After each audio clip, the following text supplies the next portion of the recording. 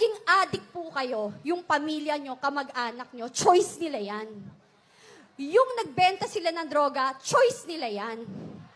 Yung naging drug lords and drug dealers sila, choice din nila yan. Pero yung mga naging biktima ng mga yan, ng drug dealers, ng drug addicts, saka drug pushers, hindi ho nila choice na maging biktima.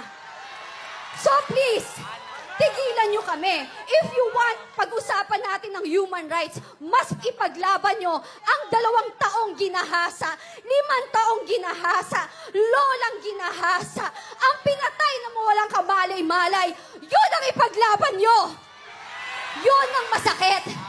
Kasi pinaglalaban nyo, kriminal. Pinaglalaban nyo mga walang kwenta. I'm sorry, hindi ako sorry, not sorry. Kasi napaka-peke. This is not about human rights. This is a political assassination. Kasi kung kampante kayo at talagang confident kayo na ang liderato nyo ay nasa tama at okay, hindi kayo manggigipit ng tao.